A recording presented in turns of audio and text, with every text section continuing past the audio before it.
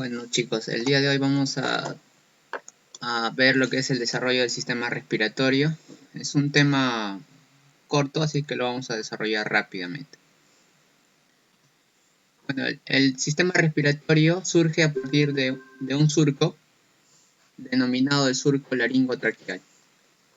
A partir de este surquito surge todo.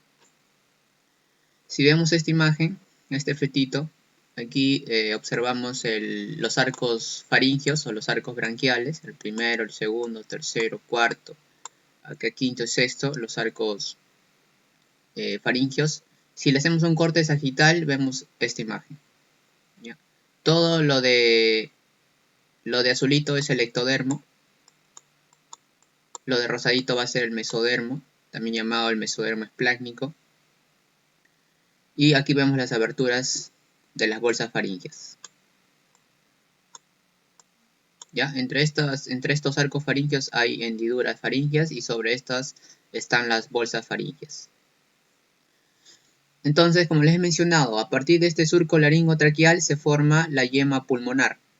¿Ya? Se forma la yema pulmonar o también conocida como el divertículo laringotraqueal.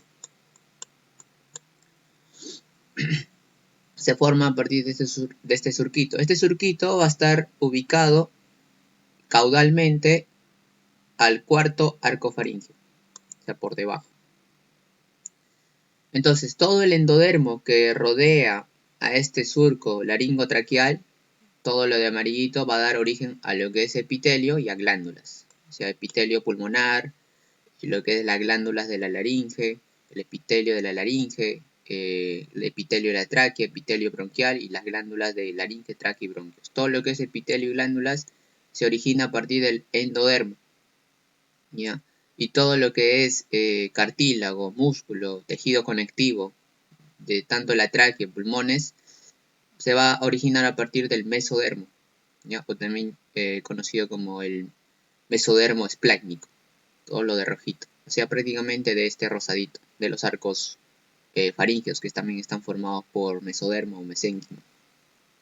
A partir de esto se genera entonces cartílago, músculo y tejido conectivo, y del endodermo se origina lo que es epitelios y glándulas.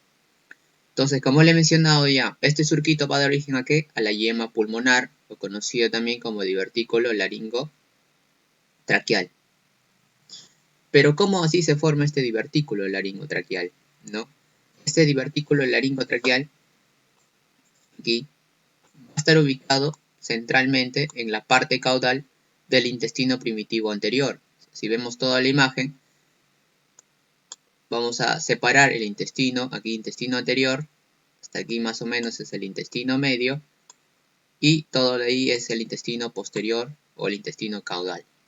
Entonces estás viendo que en la porción caudal de esta parte del intestino, que es el intestino anterior, está ahí ubicado el divertículo respiratorio, o también llamado el divertículo laringotraqueal o yema respiratoria.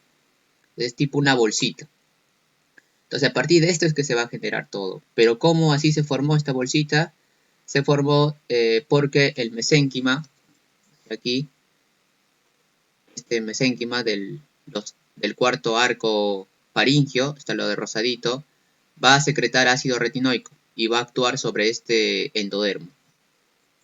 ¿Ya? Secreta ácido retinoico, va a aumentar esta cantidad de ácido retinoico y va a ocasionar una sobreregulación en el factor de transcripción que va a estar ubicado en las células del endodermo llamado el TBX4. Hay una gran activación de este factor de transcripción. Entonces, esta va a inducir la formación de la yema pulmonar y también permite la continuidad del crecimiento de esta yema pulmonar, porque esta bolsita va a seguir creciendo y creciendo. ¿Ya? A partir de este divertículo respiratorio se genera lo que es sigue creciendo y se genera, va aumentando de tamaño cada vez más. ¿No? A partir de esta yema pulmonar se forma la yema respiratoria, luego se forma la yema bronquial y así va dividiéndose y dividiéndose. Entonces aquí está el divertículo que les he mencionado. Ya, no se olviden, está ubicado centralmente en la parte caudal del intestino primitivo anterior. Ya, aquí está, vemos. Entonces, conforme va aumentando el desarrollo, este divertículo va creciendo, pero conforme va creciendo, este divertículo se separa completamente de esta faringe primitiva. Ya, se separa completamente. O sea, por aquí van a estar unidos también, el divertículo se va verticalizando, pero se separan. Solamente van a mantener una comunicación a través de una abertura llamada la abertura laringotraqueal. Ya, la abertura laringotraqueal. Entonces estamos aquí, este es a nivel de laringe, más abajo pues estamos ya relación lo que es tráquea esófago, pero aquí estamos a nivel de laringe y por eso es que está comunicado a través de esta abertura laringotraqueal. Entonces, si vamos aumentando el tamaño de este divertículo, como les he mencionado, sigue creciendo, pero va dividiéndose. ¿Ves? Va dividiéndose.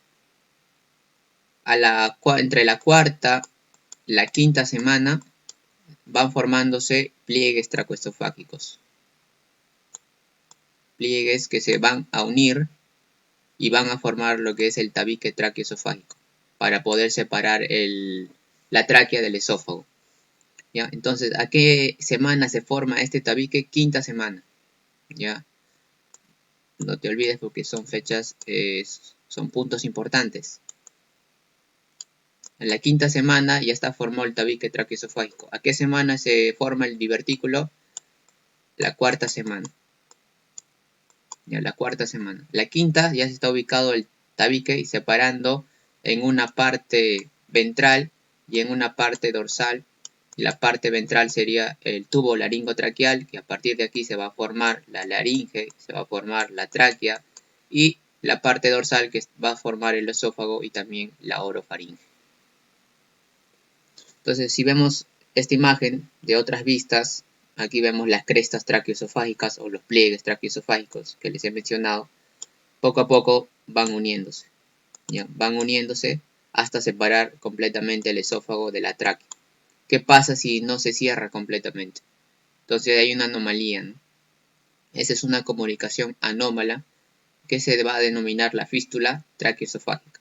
Pero eso lo vamos a ver ya más adelante cuando hablemos del desarrollo de la tráquea. Entonces ya hemos formado el tubo laringotraqueal, entonces ahora tenemos que ver la formación de la laringe. ¿Ya? La laringe se va a originar de lo que le he mencionado a partir de ese divertículo también. Como les he dicho, mantiene una comunicación ya con esta faringe primitiva a través del estrecho laringio. Entonces, conforme se va desarrollando lo que era el surco laringotraqueal, esta pequeña abertura, va también desarrollándose más y más, pero esta luz de esta abertura va tomando forma de una T. Va tomando forma de una T.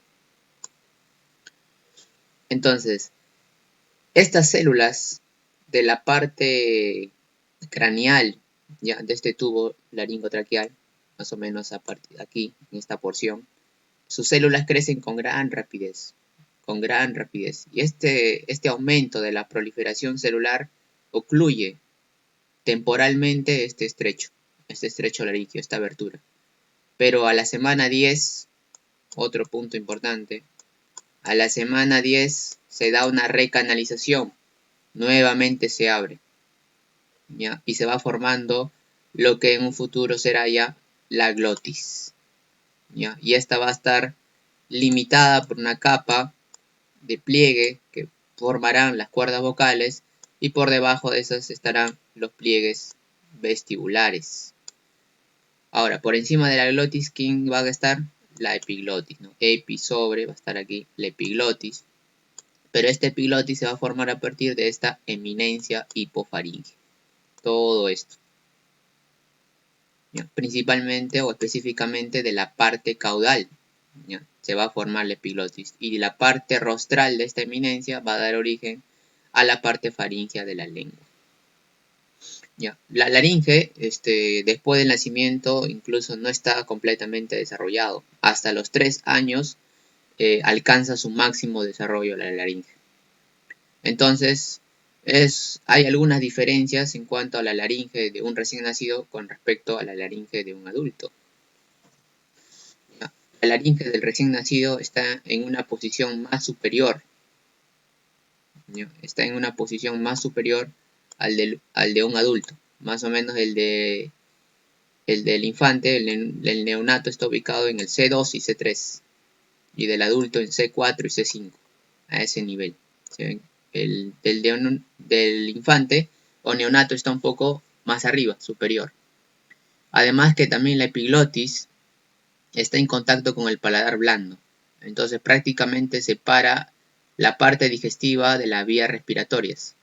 El infante o el recién nacido generalmente no respira por la boca porque está ocluyendo aquí. La epiglotis está pegada al paladar blando.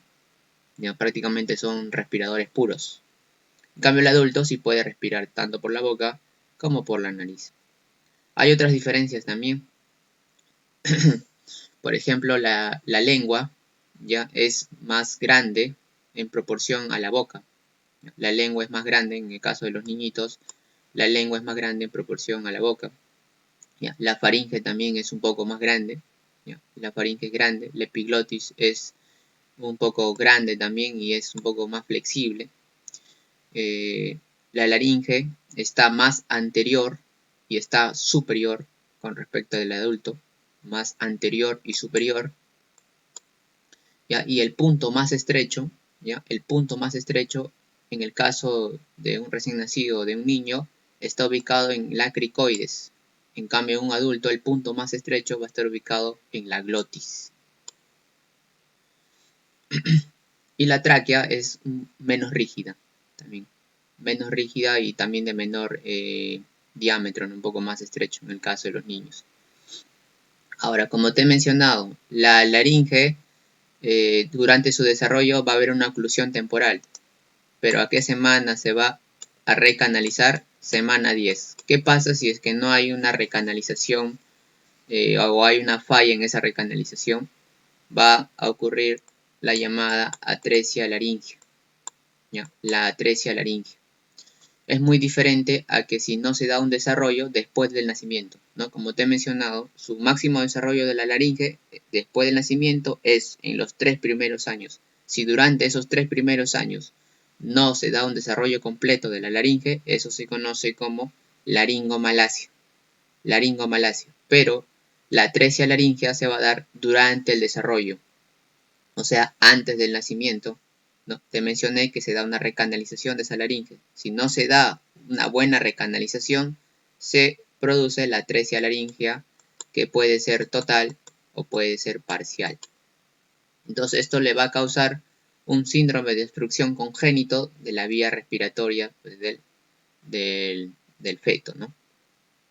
Ahora, como estamos viendo aquí en esta imagen, es debido a que durante el desarrollo fetal los pulmones secretan líquido, y ese líquido tiene que salir por la boca para combinarse con lo que es el líquido amniótico. Entonces, si acá hay una atresia, ¿ya? Está la atresia laringea, entonces todo ese líquido que se va a producir en los pulmones no va a poder salir. Entonces el líquido va a empezar a expandir los pulmones, va a causar un aplastamiento del diafragma, invierte el diafragma y puede causar también ascitis o hidrops fetal, ¿ya? Es lo que puede ocasionar esta atresia.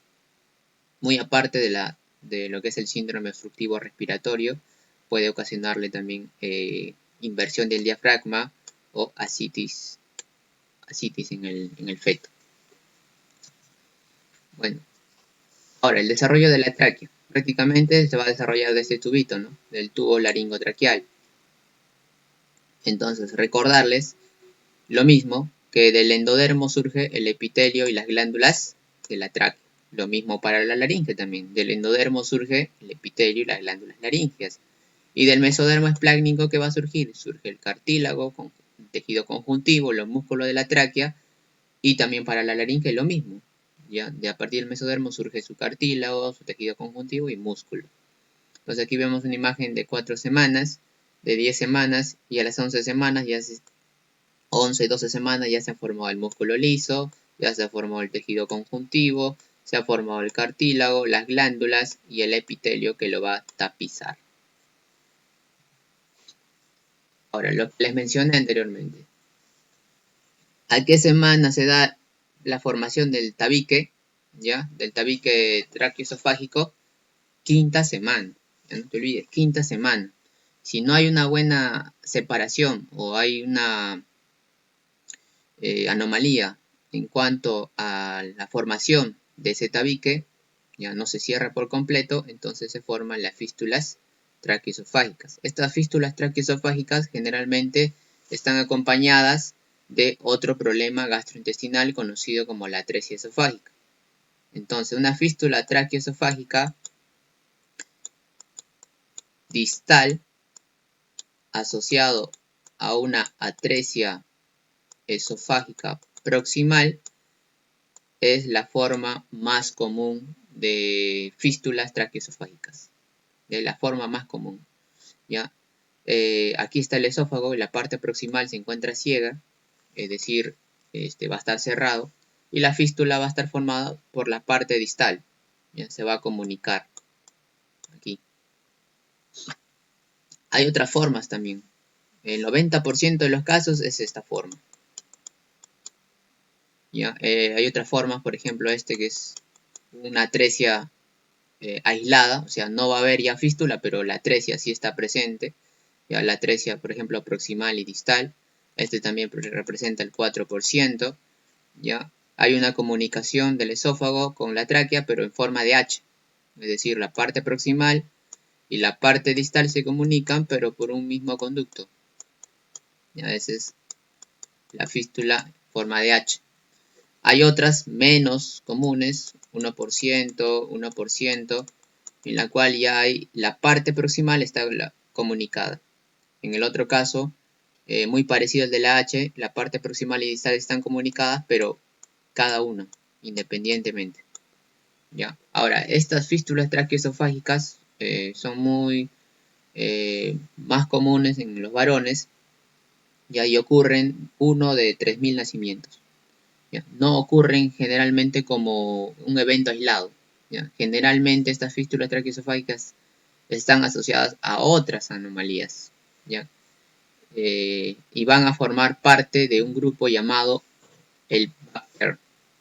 ¿Ya? Es un grupo de anomalías. Por ejemplo, la V de anomalías vertebrales, la A de atresia anal, la C de anomalías cardiovasculares, la TE de fístulas traqueoesofágicas, la R de anomalías renales y la L de anomalías de las extremidades, defecto de las extremidades. Por ejemplo, en cuanto a las anomalías cardiovasculares, está la tetralogía de Fallot, está la comunicación interauricular, la comunicación interventricular. En las anomalías renales, la hipoplasia renal, tenemos la genesia renal, y en los defectos de las extremidades está la sindactilia, la polidactilia y muchos más. Entonces forman parte de este grupo. ¿Ya? Generalmente van acompañadas, no van como un evento aislado. Ahora, una complicación muy frecuente de un paciente, ¿no?, que tiene esta atresia esofágica es el polidramios. ¿Ya? Un feto que tiene esta atresia es un polidramios. ¿Por qué? Porque el líquido amniótico que deglute el feto tiene que llegar al estómago para luego reabsorberse, pasar a la placenta y pueda ser eliminado por la madre. Pero si ese líquido llega aquí y está cerrado, como está cerrado, pues no va a pasar. Entonces va a haber un aumento del líquido amniótico dentro del feto, la parte interna, entonces eso se le denomina polihidramios. A su vez también, pues si es que llegan a ser, por ejemplo, cuando se le da el lactar, pues también la leche que llega pues, va a causar una regurgitación, ¿no? A su vez también que si el recién nacido empieza a respirar, respira, pero el aire no solamente va a pasar a través de la tráquea y bronquios, sino que también se va a pasar al esófago, ¿no? Porque hay una fístula. Si pasa al esófago, ¿a dónde va a llegar? Al estómago. ¿Y qué va a causar? Va a causar una gran distensión porque se va a acumular aire dentro del estómago. ¿Ya?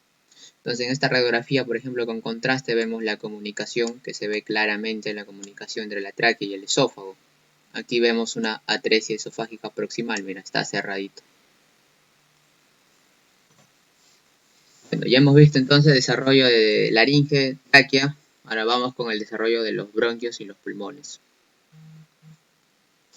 El desarrollo de estos bronquios y pulmones van a surgir a partir de estas yemas bronquiales que han provenido de la yema respiratoria, y esta yema respiratoria se originó del divertículo respiratorio, ¿no? Entonces estas yemas bronquiales continúan dividiéndose y dividiéndose, formando más yemitas.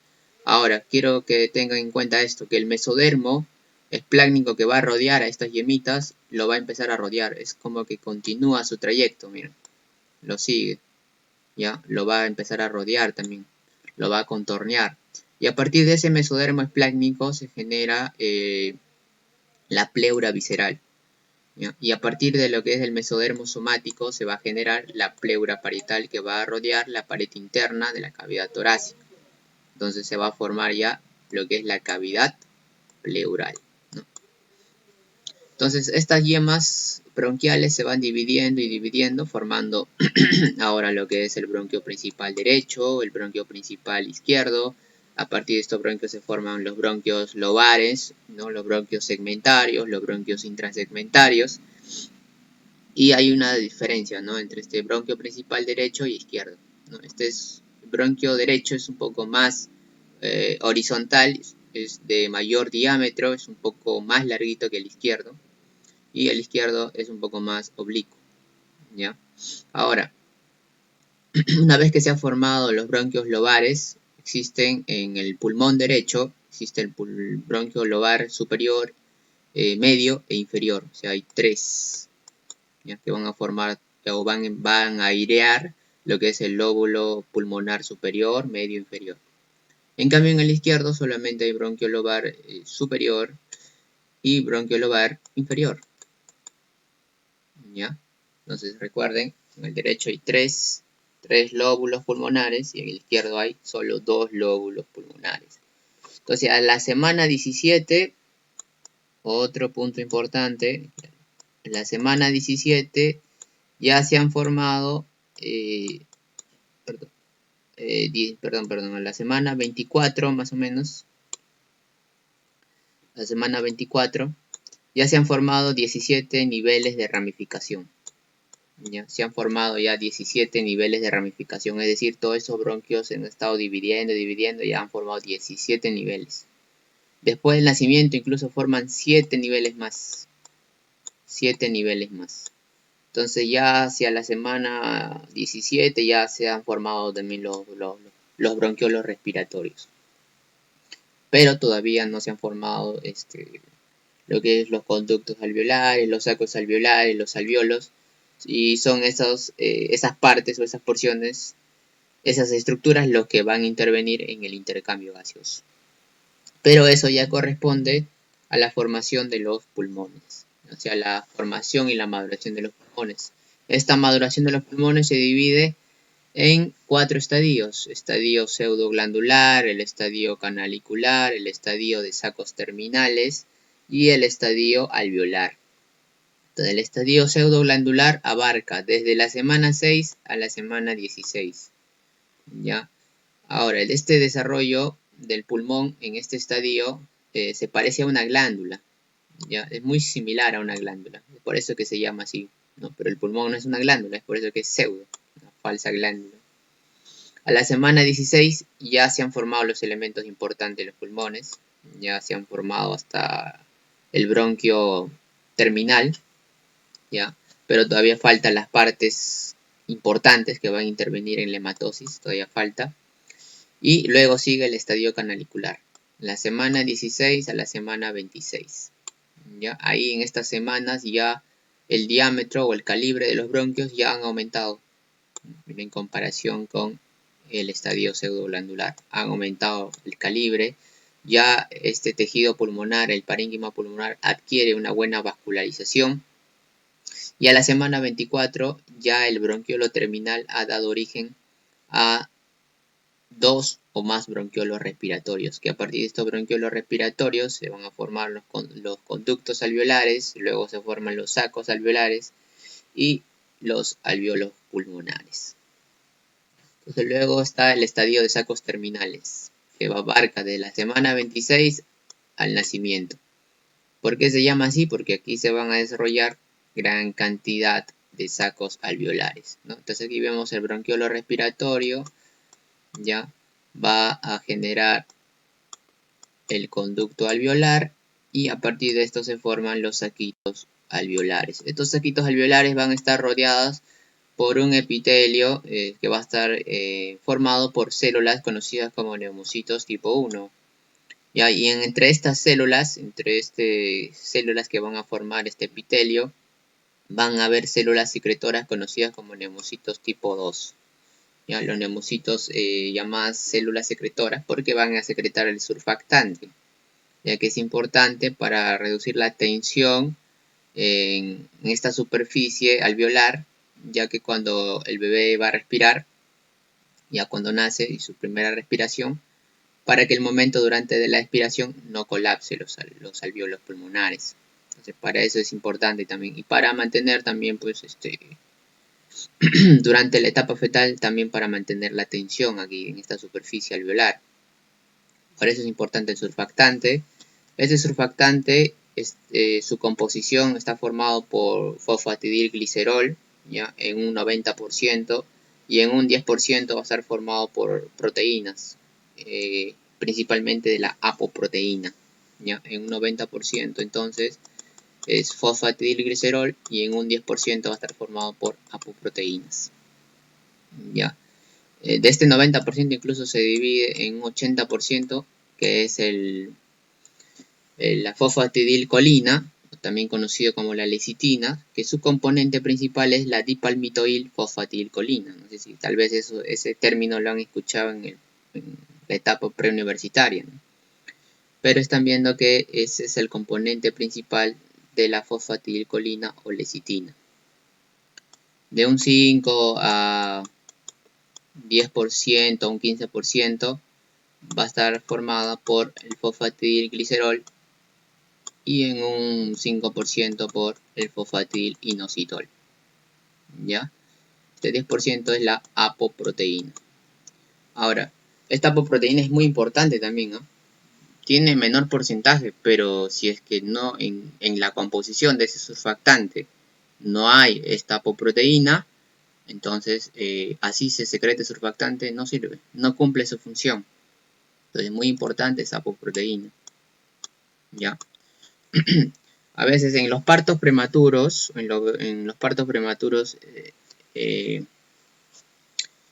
para que no se pueda dar un parto prematuro, mejor dicho, o para acelerar la producción, ¿no?, de surfactante en aquellos niños que han nacido prematuramente, se puede dar corticoides, ¿ya? Se puede dar una terapia con dexametasona o betametasona. Esos corticoides aceleran la producción del surfactante. Se puede dar tanto una terapia antenatal como postnatal, ¿ya? Bueno, aquí está la maduración de los pulmones, los 4 estadios: el estadio pseudoglandular, canalicular, ¿ya? El estadio sacos terminales, ya se han formado los sacos terminales, ya está bien vascularizado, y el estadio alveolar ya listo para hacer el intercambio gaseoso. Entonces, del estadio alveolar va de la semana 32 al nacimiento. ¿Ya? Ahí van a estar formándose los alvéolos pulmonares, este revestimiento de los saquitos, ¿no?, que te había mencionado, que está formado por neumocitos tipo 1 y tipo 2, se van adelgazando cada vez más. ¿Y por qué se adelgazan? Para permitir el intercambio gaseoso. Es muy parecido, ¿no?, al desarrollo de las vellosidades coriónicas de la placenta, que les expliqué, ¿no?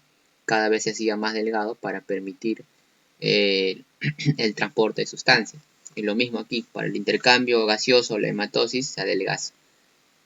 Entonces ya al finales del periodo fetal, ¿no?, recuerden el periodo fetal de dónde iba, de la 9ª semana al nacimiento. Entonces, al finales de este periodo fetal ya se ha formado la membrana alveolo-capilar, listo para hacer el intercambio gaseoso. Ahora, para que el niño, el recién nacido, obtenga su autonomía, ¿no?, respiratoria, para que pueda respirar por sí solo, entonces hay cambios adaptativos, ¿no? O sea, hay una mayor producción de surfactante, como te mencioné, para que el momento de la expiración del niño no colapse, ¿ya? Los alvéolos pulmonares.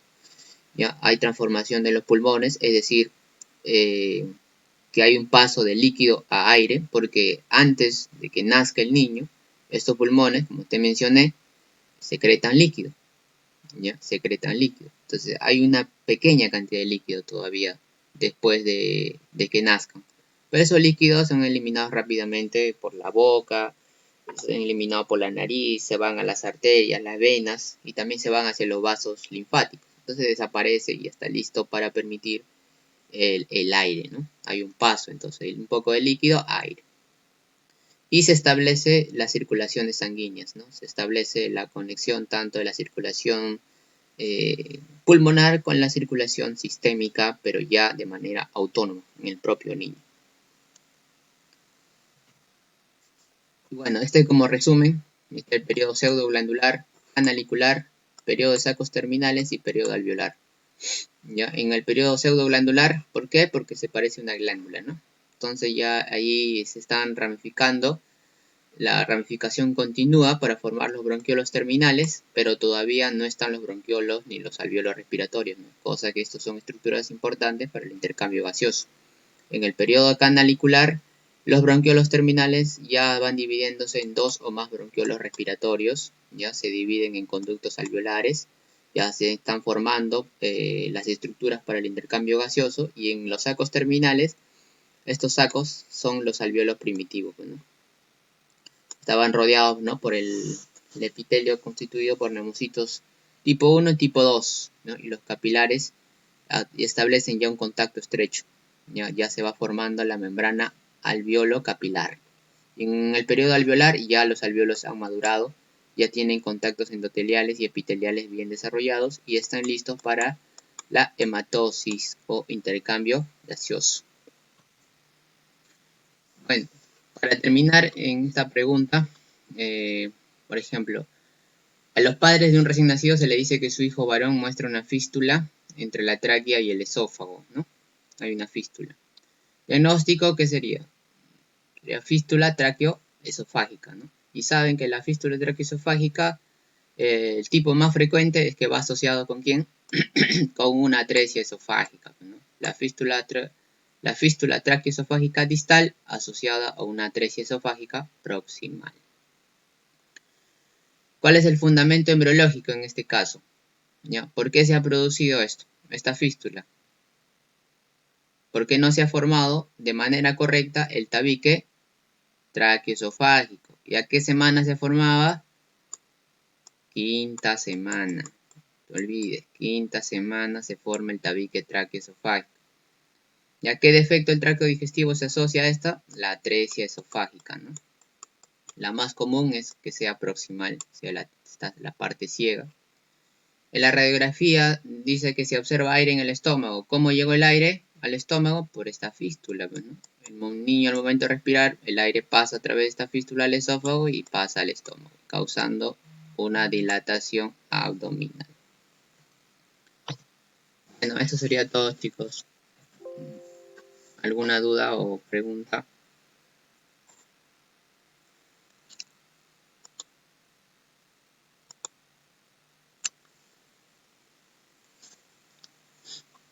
¿Alguna duda o pregunta?